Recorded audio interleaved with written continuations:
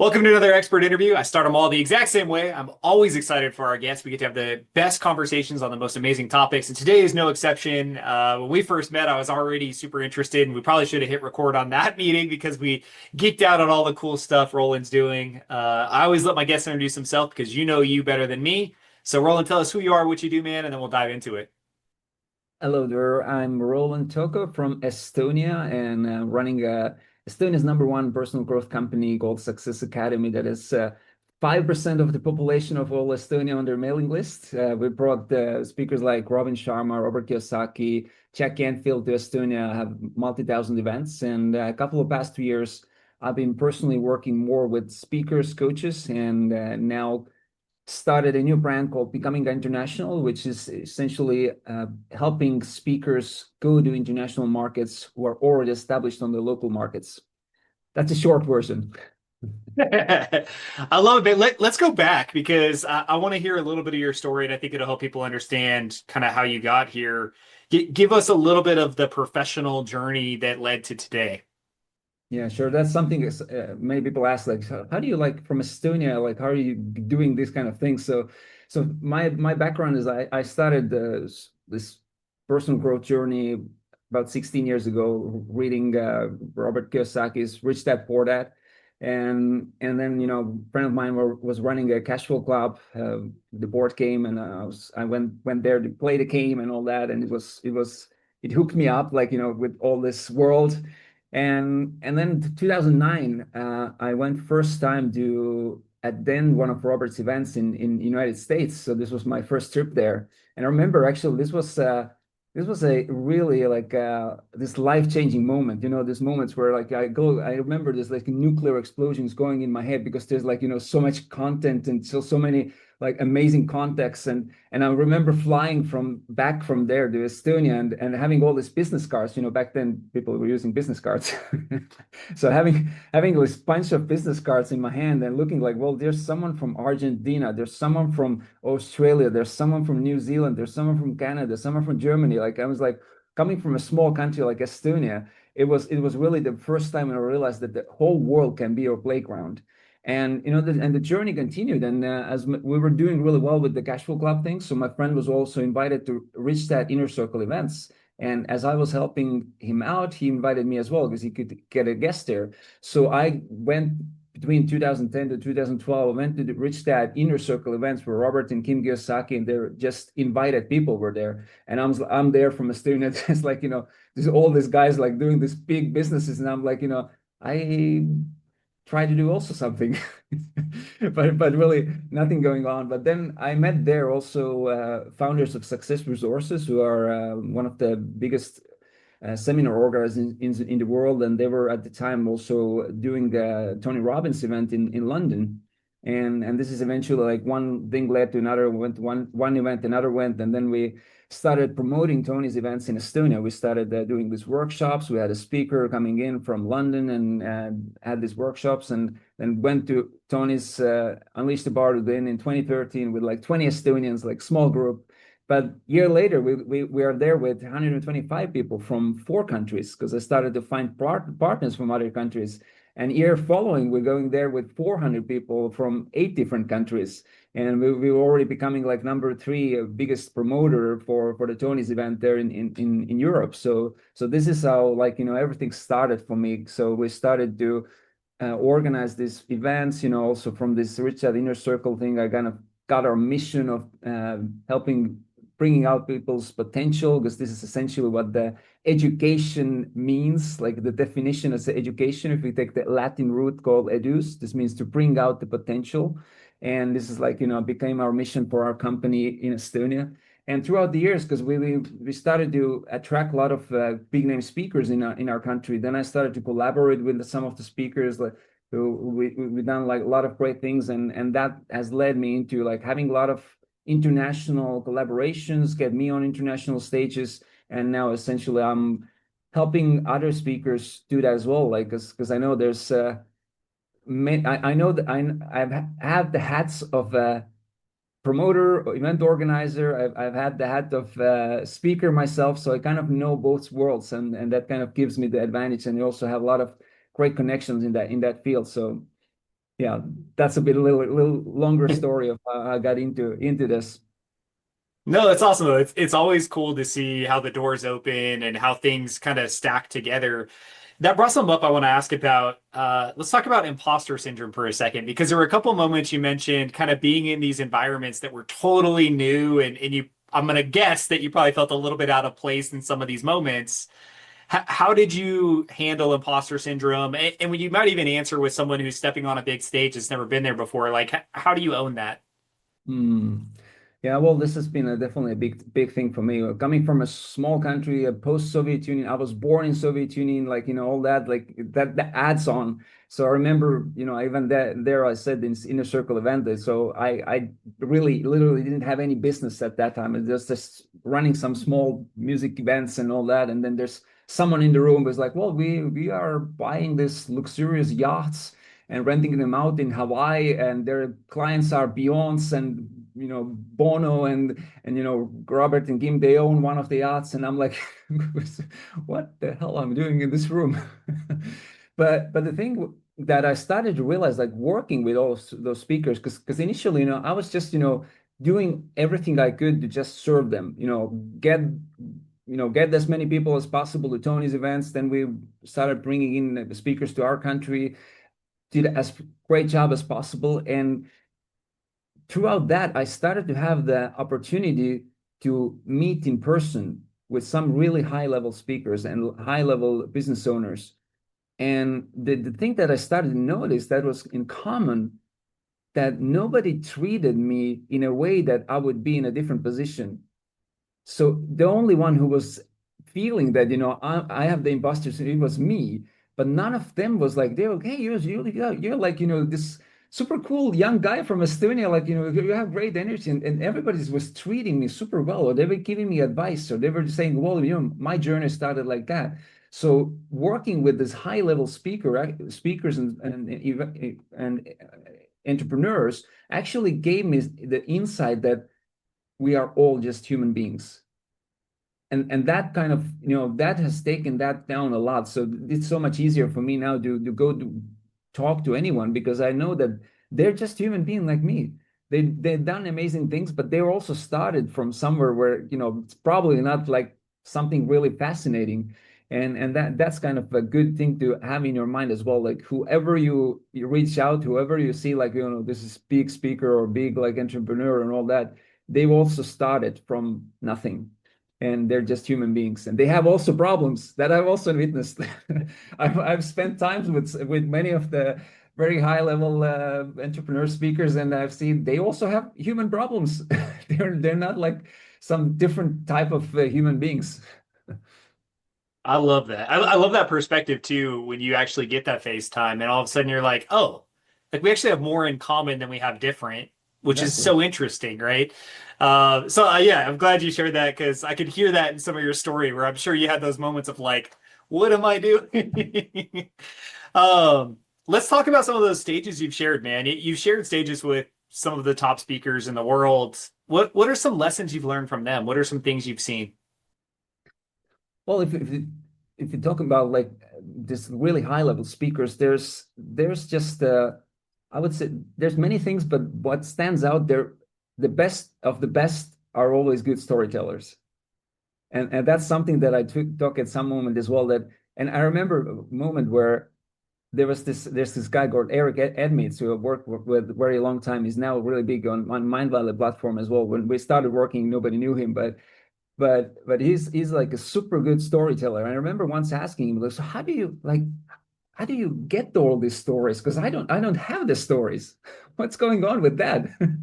And he's like, well, first of all, he just come to my program. It's a 5-day program about the teaching all that. It's a good, but and one of the things that I realized is that we all of us have stories. We just haven't seen them as valuable because we are not aware of, like, what's valuable and what's not. And when I realized that, whenever there's like this high emotion or like this super deep or low emotion where there's something happens really bad, these are all really good story materials. And then I started to see everything what I'm doing when something happens, like something crazy happens. Just I was just recently flying to US, my first flight, because I can't get direct from Estonia. I have to have, like, this time I had three flights going there, and my it was actually second flight from I can't find my passport, and I was like, checking all my pockets, checking my bag and everything, just can't find it. And then I was like, oh shoot. Remember, I had this bag like with food and stuff, and it turned into trash bag, and I gave it away to the stewardess and threw it away. And I was like, I think I put my passport in there, and it's now it's in the trash. And I'm like, I'm in a place where, look, I have to have a passport. I can't go anywhere. And as I'm like, it's trying to find that, the stewards come, I'm the last person in the plane. So what's, are you missing something? Yeah, passport. And I think I put it in this bag that I threw away. So I don't know if we can find it. And she's like, oh, let me see. So she tears up the chair, and the passport was there. So I was like, whoo, whoo, relieved. But but in that moment where I, had the passport, I was already thinking, okay, I'm in a story. And so all of these moments are actually stories that you can later on use. And then I said, well, always make sure you get out the airplane that you have your passport. Don't go there before you have made sure that you have the passport. And there's a lesson. So I see that's something that the best speakers in the world, they're good storytellers, and they can tie the stories with some good points as well. And the other thing, just being authentic, they just authentically themselves.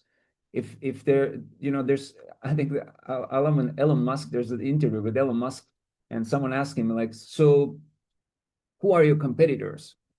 He's like, what do you mean? Like, what do you mean by competitors? Like, you mean like somebody doing something like I do, or like, what do you mean? Like, if you think of that, there's no competitors, because I'm just doing what I'm doing, and this is, authentic to me, and nobody can compete with me. So the real realization was that, if you are authentically you, there's no competitors. You have competitors if you're trying to be someone else. Then you have to compete with someone else, and that's not easy because they're always better than you at being someone else. So these are, a couple of two things, like storytelling and being authentically you. And of course, there's some other things, but these are, like, two that stands out the most for me. I love that. The storytelling one, that's where a lot of people, I hear that and I see it because I know when I'm listening to speakers and I'm on the other side and not on the stage, that's where I relate. It's like, oh, I'm hooked, like I'm interested, I'm engaged. And then being authentic, man, you can sniff that from a mile away now, where you hear someone and you're like, that's not, like, something's off, right? Or you're trying to mirror what someone else is doing. So I love that feedback. Let's talk going international, right? So, that's the brand you're doing now, and that's your big focus. And so talking to those people who are currently on stages in the US, what the heck is the first step? Like, where do you even start? Yeah, well, the first step is to really be clear that what type of speaking you are currently doing, and what are the stages you want to get on. Because there's different ways. Somebody's doing corporate events, someone is doing more like on personal growth side. So that's like, being super clear, and also what type of events you want to do, or what type of markets you want to go to. Because there's for what's actually interesting for you as speakers, especially, is that you might be a lot more valued in some other markets. And I'll give you an example. I remember, like, so 2015, my first speaking engagement internationally was 2015 in Kazakhstan, and in front of 1,000 people. And there was, like, one of the headliners was Jean-Claude Van Damme, the movie star, or maybe one of my childhood heroes. This is, imagine that, like, imagine like being I was a 9-year-old in Estonia, and we rented a VHS player from someone, and we had a couple of movies that I was just playing, like, again and again. And then I went to a market where they sold this pirate copies of different movies and then music and all that. And the first thing what I bought there was Jean-Claude Van Damme's Universal Soldier. And I was watching that. So imagine telling that 9-year-old that in like 25 years, you're going to be on a stage with this Hollywood movie star sharing the stage. I was like, I would like, this is crazy talk. But anyways, I was there in Kazakhstan. I was talking about marketing, and I was talking very very basic things for me, like even for Estonia, but and US is kind of ahead of the world in many cases and in many things like that. And so like in terms of like webinars, so we started like 10 11 years ago. We did first ever like webinars in Estonia, pretty much. We're the first ones, but in US they were going on already for years. So in Estonian market, I could be bringing that value, that idea, that and this is something new. And then I went to Kazakhstan, and I see they were even more behind. So their market level at that time was the top notch was the ones who were like they had their website with a lead magnet with get your put your email here and you get the 10% discount. That was the highest level of marketing. So I go there, I share about, well, you could have a lead magnet, you could have like, target someone with, give them some value, and they would come to your list and they would be much more engaged and they get some value from you, and then afterwards start selling. So I was sharing a super simple, super basic things, but for them it was kind of advanced. So this is also like, depending on like, what field are you in, and what type of markets you're looking for, and what type of events you're looking for, to get really clear on that first. And then there's different paths. If you want to go to corporate events, there's one path. You want to go more on this personal growth side there. One of the differences, like if a corporate speaker, you go for the keynote fees. You want to get a fee, but in terms of personal growth events, in many cases you have to have a back end, and you have to be a really good at closing at the back end, because this is what the promoters there are looking for. If you're a corporate speaker, you have to just really good at delivery and get as much as value and be professional and have this credibility for the corporate world. But these are like kind of two really different worlds, and you have to be really clear which path you want to go. I love that. So let's kind of walk down each path a little bit, just so that if people are sitting here and going like, I kind of already know which one I like, but let's just get some tips in each direction. Let's go corporate first. If we're going international corporate, like again, what are some tips on how do you open those doors, or talk to us about how you think about that? Yeah, well, I personally have been more on the personal growth side, but I also do know quite a bit of the corporate world, because I also know many of the promoters, and it's always one thing is to understand what does the event organizer, how do they think, and what are they looking for. So in terms of corporate, there's pretty much like two ways that you actually get to, especially the really high level corporate events. If you think, talking about like this corporate events where there's an event organizer that who puts that on, because there's also two types of like, and you can go into a corporation and speak there. But if you want to get on a conference stage, I'm talking about that at the moment. So in that case, there's much you have to add. Either you have to be on a speaking bureau, you have to have an agent, or you have to have connections with some of the event organizers, because the bigger events there, they only invite through these agents, or they only invite to referrals. If someone knows, then they refer. So now, and also, and if you take the path of like this personal growth world, also there, a lot of the event organizers, they actually talk to each other. They share the context, and they like, if someone's good, like like I was working with Eric Edmead, so I was helping him get to many different countries, because like, well, he's this is at our event, he always got like highest rating. whoever the other speakers were. So me as a promoter going out there sharing about him was like, super easy for him to get to other countries because I was just, I'm a promoter as well. That audience, what the event organizer is looking for. So now the thing is challenging speakers is that to get the like so many speakers, so many speakers out there who want to get to different events, but the organizers there, like they don't want to have someone on their stage that will bomb. That's ultimately the biggest nightmare of a promoter, that you get someone on and you could have all like great reels and your speaker reels and everything looks good, but if you actually come on stage and it doesn't work, that's the worst. And on the opposite, it's super amazing if someone comes and surprises the promoter, that you're gonna really get good results, or really good feedback. So now, but in many cases that you just spend a lot, and get, but it might not lead to.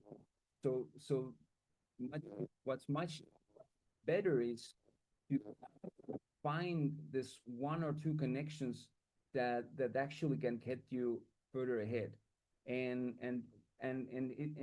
it's like I like the parallel here, that you don't need this 100 different connections and just be everywhere. You might need just one or two really good connections that you deepen the connection with, and that who can open the doors for you.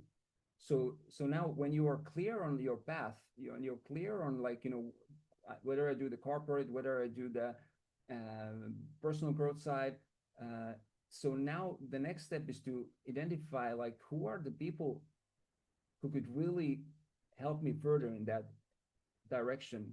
And now how can I make the connection with that person? And obviously then comes something that you do as well, like, the connections part. And it's always like, how can I serve first? At our first meeting, just was a couple of weeks ago, and you already introduced me to 3 or 4 people that one of them I already made a call with, and now you introduced me to your circle. So you are giving value first, and who knows what this leads into, but this is the same thing with also with speakers, and that's ultimately also what we at the Becoming International also doing, is that we're help you find this way, or help you open the connections that otherwise you might not get to, or it would take you a lot of time or money to get there. But you can do it without yourself as well. And my suggestion is that you find these 1, 2 people who can really help you further, and then make sure that you add value to them, or find ways to add value to that person, and just deepen that one connection. Because for me, there's like, if I look back, there's only a few people who have really opened up so many connections for me, and it has become, because I've worked with them for a longer time, for a longer period, and then it starts, at some moment, it starts expanding more. But initially there's like less is more with connections, to getting out there. I love that. I love that. I want to highlight something you shared early in your answer, because I like that you talked about, like, what does the event need? What does the promoter need? And really understanding where they're coming from. I think a lot of people miss that, where it's like really looking at the room, looking at the demographic, looking at what are they trying to accomplish and how can I align there. And then obviously I'm a fan of connections, right? Like that's what we preach. And so I love to hear that. Um, and I think if people are trying to go international, here they probably have done that naturally, just being on stages here. But to your point, like, it's probably different contacts and different people as you expand into other countries. Um, let's talk about people who may want to work with you. Kind of give me a rundown of what your service offering looks like, just so people know the different things that you can or can't do for them. Yeah, so what we do is, we're starting a mastermind around that. So it's an annual program. And the idea is to one thing is that, imagine you have people from 20, 30 different countries who are all speakers coming together, and they can work, help each other. So that's actually a really big part, because I already see that we have currently about 12 people on the program who have from 8 different countries, and there's like, well, in my country there's this festival going on, I can suggest, and then there's someone in from other country, or they can collaborate together. And that's a big value, that when you're getting international, then getting the right connections from different from the countries that you're actually targeting. And then we're also bringing in this high level, high value uh, uh, content for and help mechanism in terms of like marketing, in terms of getting out to the connections. And also we are in connections terms, also we have a variety of event organizers and promoters that are in our circle. So we're also bringing them in. You can get to know more how the event organizers and promoters think, and what they're looking for in terms of speakers. And also we're bringing in speakers who are already made it at the higher level in the world, and made it to the international stages, so they can also share their experience and steps. So ultimately you wouldn't have to do all the mistakes on your own. That's there's a there's a ton of things that can go wrong in this, and then there's a ton of people I've seen. This is kind of story that even some might think this is it's not a real story, but I remember talking about with a Lithuanian event organizer about the idea that I want to start doing this kind of thing. It's like, oh, I know this one woman in Lithuania. It was like, she was so desperate to get to international markets that she left her husband, she moved to London, and and started kind of knocking all the different doors of the event organizers. And like 1 year in, and she still hasn't got like really like any major breakthroughs. So this is like this could be like that. But then then Roland is like, I'm going out there, I'm speaking with the one of the Swedish promoters, and it's like, well, I have this idea of this becoming an international thing. Is like, well, that's a really good idea. Well, do you want to come to speak at my uh, wealth, whatever, but like wealth summits or something like that? And there was like 25,000 participants. There's like many high level speakers there, and it's like, okay, I can come.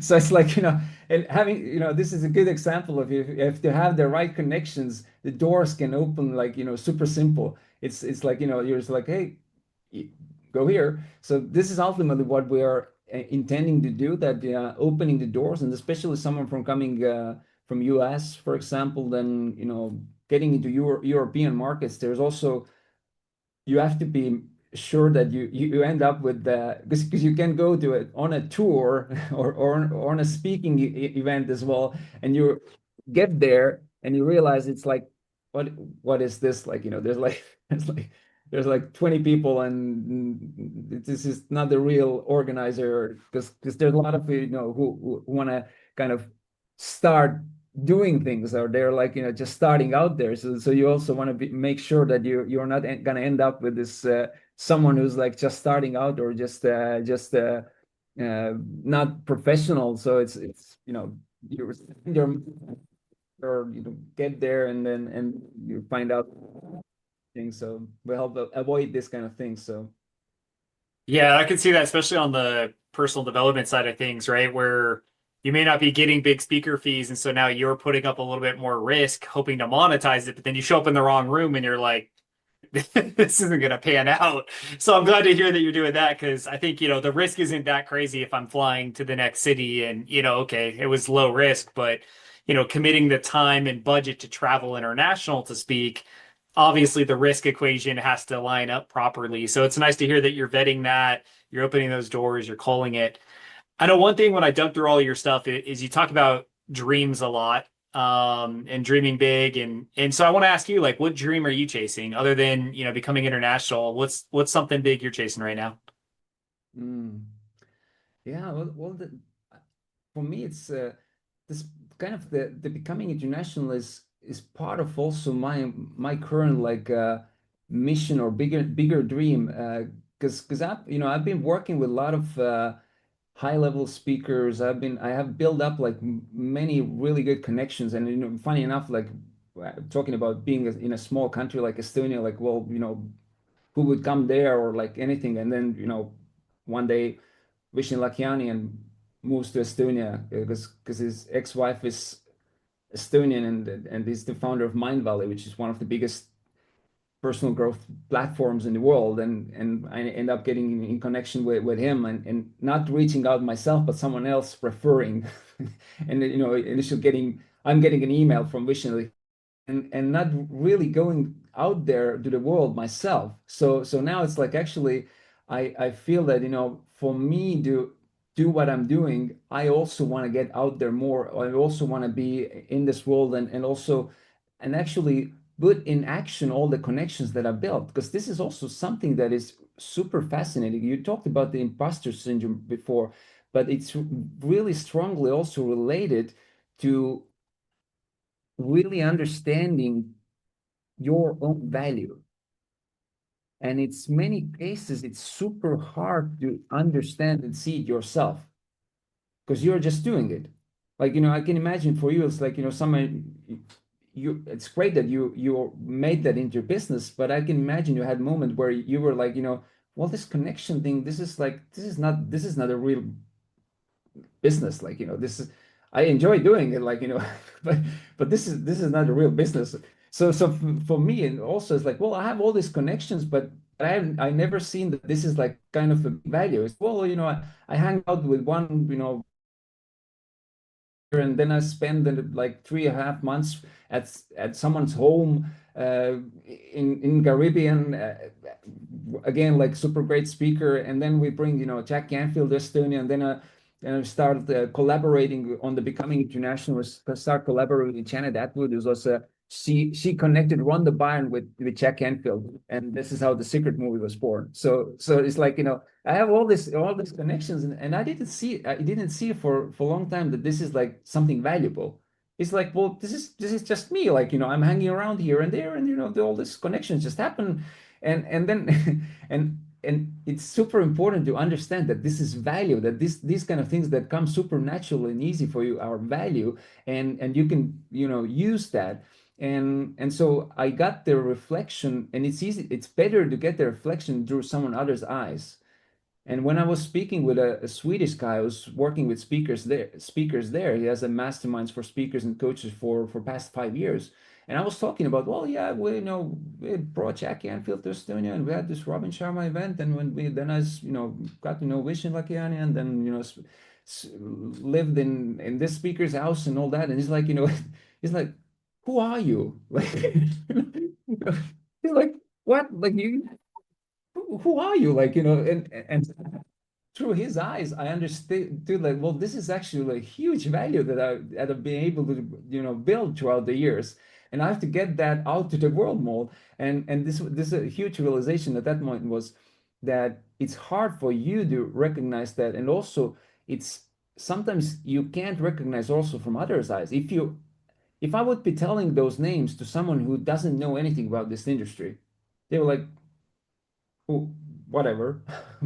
But if I'm talking to that about those names that I'll be working with, to someone who's in that industry, they know every one of those names. And it's like, well, Jack was my first, who I started to teach, learn from anything. So, all those things, then you see, oh, I have actually something valuable.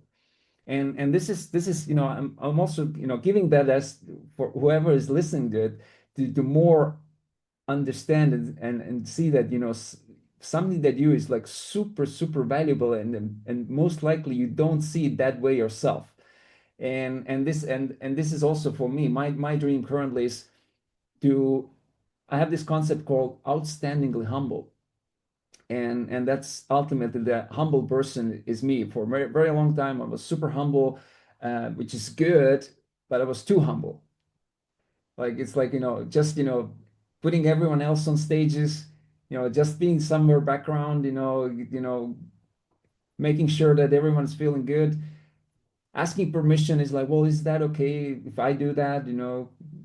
And now it's like, well, I have to actually want to step myself more out. I want to stand out while being humble, because we are in this world currently, we need more of these humble leaders who are actually willing to stand up, but coming from a good place, where coming doing the things from their heart and doing the good things in the world. And this was, telling about stories. I remember walking year ago. I was walking in my hometown here where I live at the moment, and there was a sign on the wall, and it said, "For evil to triumph, good people have to do nothing."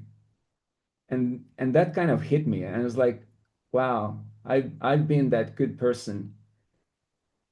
Now it's time for me to step up. It's time for me to also stand out, and also to get my message out, and also help others to get on board. So my dream essentially is that myself to get out there more on that side, and also help more other outstandingly humble human beings to get seen, to get on international stages, their voices heard, so we wouldn't have that many problems that we have in the world currently, because there's ultimately too many people speaking out loud who probably shouldn't be. And there's a lot of those humble people coming from their good place, coming from this service and all that, who are not stepping up, who should be, and whose voice should be heard. And so this is what moves me, and this is what I want to do, and I want to help those humble leaders to get out to the world, and their voices more heard. Man, there's so much to unpack there. The reflection's important. I know I've had a lot of that recently with reaching out to different parties and saying, "Hey, let me just like get a different perspective," right?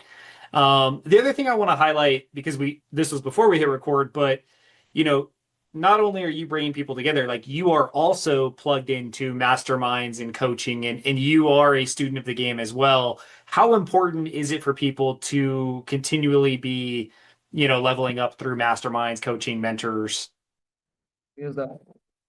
Hey, Roland, I think your audio cut out on us. I lost it. I thought it was my headset, but I think we lost your audio like a minute ago. Okay. Do you hear me? There you go. Yep, now I hear you. That's Yeah, it was interesting. good. And then I thought it was my headphones, but it might have been on that end. So let's re-ask that question so that we can capture it. Sure. So talk to me about mentorship and masterminds. Yeah, like I said, I thought it was my part, but then I think it was off. So yeah, let's start that question again. Yeah, I think it's super important for you to learn and go out to get new information for yourself. Because I see from my side that the past couple of years I've been running masterminds myself, and I wasn't at that time part of any masterminds, or that much learning myself from others. And I see how this is actually affecting that. I'm losing some of the new perspectives that are going on in the world currently, and what are the next steps that I can bring in as a value for my mastermind members. And now recently I also joined the masterminds myself, and just last weekend I was in US learning from Brandon Burchard and Lewis House, and I see how this is already bringing a lot of value for me and also for my clients. So I think this is kind of this uh, duality of giving and receiving that always happening in our life in different ways. You're receiving you're receiving some new information, then you have more to offer and more to give. Like you're receiving some new material, new insights, and now you can give a new perspective to your clients and your people and those people you are serving. So I think it's like breathing in and breathing out. You can't you just I love this exercise. It's also about so many people are like, especially the humble people, they're like, all the time giving. I'm a giver. I give, I give, I give. But imagine like, breathing out. Breathe. So Devin, try this out. So breathe out, breathe out, still breathe out. Don't don't breathe in, breathe out. How long?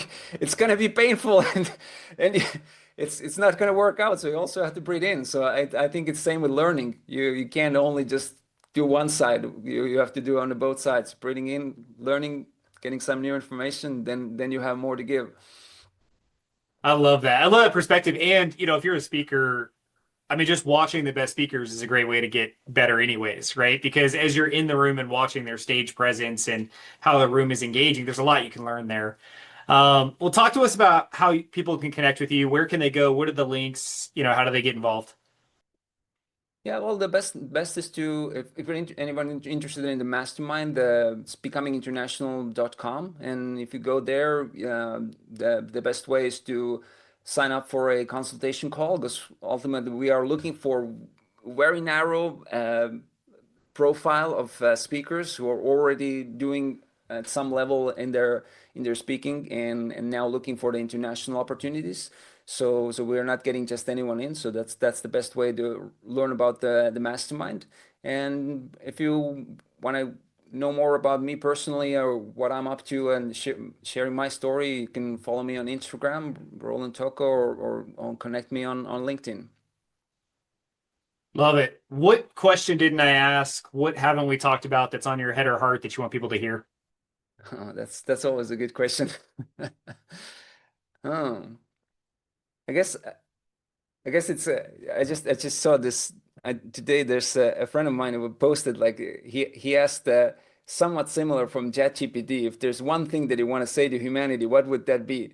And and and the answer was some along the lines that you really have to get to know yourself and really have to understand who you truly are in order for you to do the things that you really want to be doing, and making sure that you are doing those things. So it's really about whatever in the world are you currently, and then what I would add there, I love the word called that I just last weekend, the uh, soul strategy. What is your soul strategy? What does your soul want to accomplish or do right now? Because you can get to a point where, you made some great things, you made some great business, you earned a lot of money, but then it's like the real question is like, what my soul really wants to do in its world right now. Why am I here? And if you're not fulfilling that strategy, you will always feel that there's something's missing. So find out what your soul truly wants at the moment, and then build a strategy around that, and then you will have the energy to do whatever you do, and also other people feel that, and they come along, and you will be fulfilled. I love that. What a good way to finish. Roland, thank you for your time, man, and helping us stay international. So I appreciate that. But thank you for your time and wisdom. It's much appreciated. Thank you, Devin, for inviting.